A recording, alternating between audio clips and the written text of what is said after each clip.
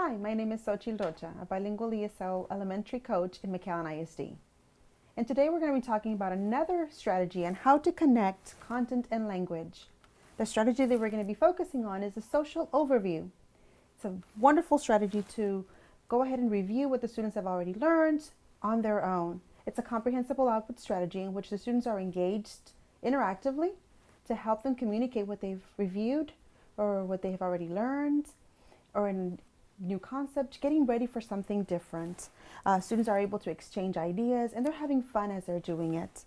The purpose of the strategy is to review a concept that the teacher has already taught, and without having to do the traditional way of teacher asking the questions, trying to review vocabulary, the students are able to do it on their own.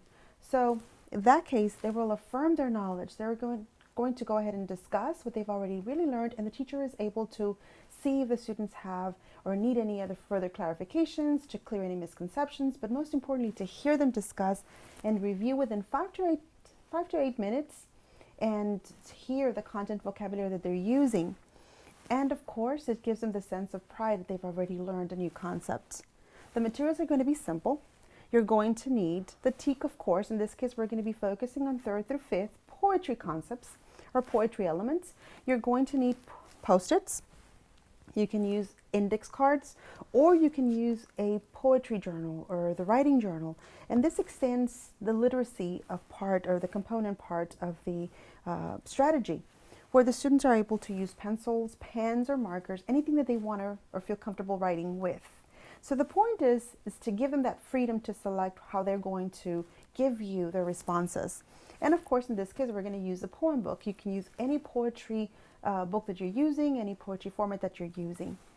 The procedure is very simple. You're going to state, first of all, a question, or you're going to probe them to something that they want to review. For example, poetry elements. Well, poets write poetry in different formats, different ways, and they write to express feelings. Some of them are funny, etc. So what you're going to give them is trying to think, have the student think, what are some poetry elements? How do those poetry elements help write different types of poems? So as our students are thinking about the question, you're going to give them time to reflect. They need that time to construct what they've already know, to activate their prior knowledge. And that's when they get the option of selecting, well, I'm going to use the index cards, the journal, or the Post-its in order to write what I remember. So they write down their notes. Then you're going to use a numbered head strategy where you assign everybody 1, 2, 3, so that when you give them the opportunity to share, they know exactly where and form those groups of 3.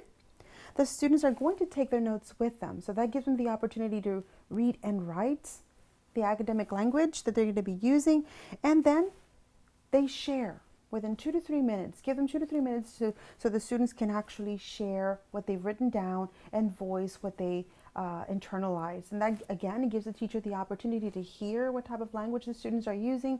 It gives them the opportunity to clear up any misconceptions right then and there. And then, of course, randomize. Being able to check for understanding is important. So randomize and select a student from the group to share their own thought or what they've encountered as they're sharing.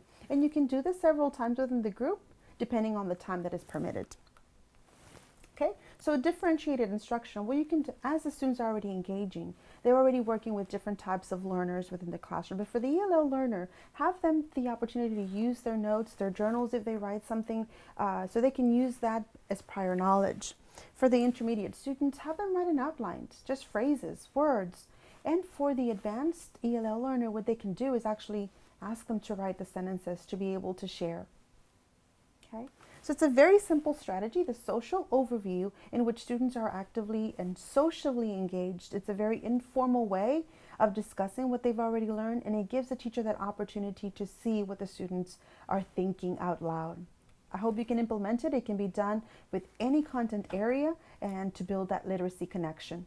Thank you.